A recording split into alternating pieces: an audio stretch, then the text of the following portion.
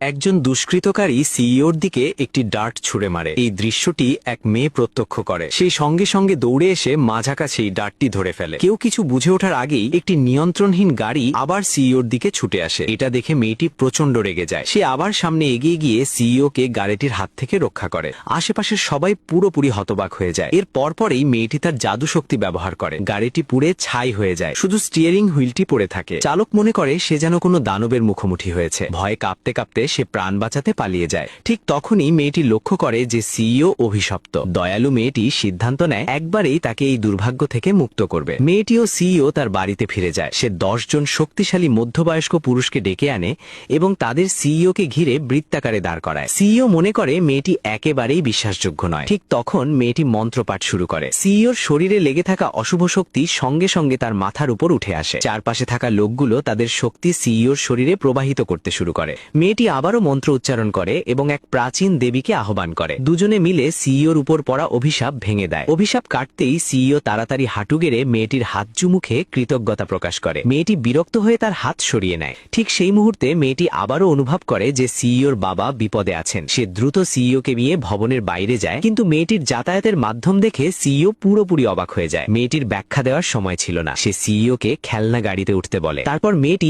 জোরে চিৎকার করে ওঠে। খেলনা গাড়িটি ঝড়ের বেগে ছুটে চলে। একটি পোর্শের গাড়ির চালক এটা দেখে হতবাক হয়ে যায়। সে বিশ্বাসই করতে পারে না যে একটি খেলনা গাড়ি তার পোর্শের চেয়েও দ্রুত। অন্যদিকে সবাই ঘোষণা করে দেয় যে সিইওর বাবা মারা গেছেন। ঠিক সেই সময়ে মেয়েটি খেলনা গাড়ি চালিয়ে ঘটনাস্থলে পৌঁছে যায়। সে গাড়ি থেকে লাফিয়ে নেমে সঙ্গে সঙ্গে বলে যে বৃদ্ধ মানুষটি মারা যাননি। সিইওর ছোট ভাই শুধু তার কথা বিশ্বাসই করে না, বরং দাবি করে যে তাদের বাবা অনেক আগেই মারা গেছেন এবং তার সমস্ত সম্পত্তি তাকেই দিয়ে গেছেন। মেয়েটি যখন উত্তরাধিকার শব্দটি শোনে তখনই সে সবকিছু বুঝে ফেলে। তার সন্দেহ হয় যে এসবই সিইওর ছোট ভাইয়ের সাজানো ষড়যন্ত্র, যার উদ্দেশ্য সিইও কে সম্পূর্ণভাবে ধ্বংস করা। আর কোনো কথা না বাড়িয়ে মেয়েটি সরাসরি তার জাদু ব্যবহার করে বৃদ্ধ মানুষটিকে আবার জীবিত করে তোলে।